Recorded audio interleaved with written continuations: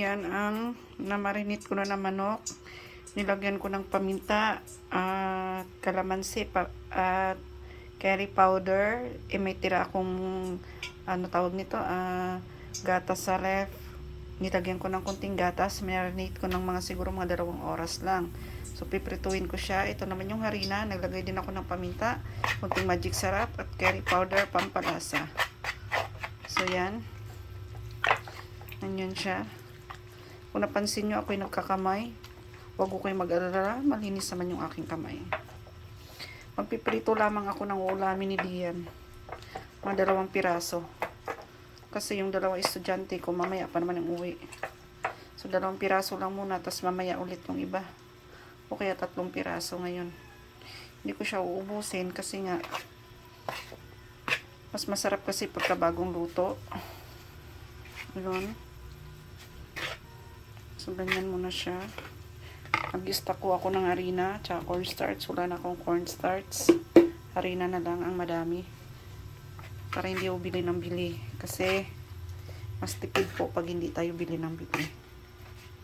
So, ngayon, piprituin ko muna itong daang manok na ito. Ano lang siguro ito, mga 3 piraso. Piraso kasi bumili ako ng mga lagang ano kanina. So yan siya. Yun o yung ulam na hindi ko kailangan mahal. Minsan mas maganda ho na bumibili tayo ng hilaw tapos tayo ang magluluto, tayo ang magtitimpla kasi mas masarap at saka hindi masyadong maraming kung ano-anong nilalagay. So ganyan lang siya. Coat natin sa harina. Yan. Para mas maging crunchy. Mabilis lang naman ho ito maluto. Kasi maliliit lang ho ang aking hiwa. So, ayan. Tingnan natin kung ito ay mainit na. Okay. Mainit na. So, ilagay. Lagay natin yung manok. At shout out para doon sa binilang ko ng manok. May kulang pa akong 30 pesos. Sabi ko, puntahan dito sa bahay. Para wala tayong iniintinding bayarin. Kahit 30 pesos na kulang. Dapat marunong tayong magbayad. Kaya sa mga may utang dyan sa tindahan ko na hindi pa nagbabayad, na matagal na, please, magbayad po kayo. Yan.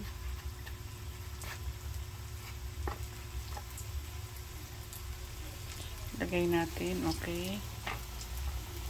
Yan. Siguro dagdagan ko, gawin ko ng 4. Para, okay. Add tayo ng isa pang maliit. 1, 2, 3, 4, 5. May tira pa ng 4. Baka kasi mapasarap ang kain. Guys. Lang po siya, hindi kailangang mahal ang ulam. At saka kasi pagka bibili ka sa labas ng mga nakaprito na ang liliit, minsan matabang o kaya minsan walang lasa. So mas mabuti na talaga na ikaw yung gagawa para at least tansyado mo yung lasa at the same time andli kain ka pa. Ang laki ng may tipid mo, di ba? So mga kananay, mga simpleng tipid tips lamang ito. Ayan. So, ganyan lang siya. Ayan na siya. Maya-maya balik na rin na. So, yan lang muna mga kananay. Ako ay may aasikasuin pag iba. Bye-bye. God's loves you. Bye-bye.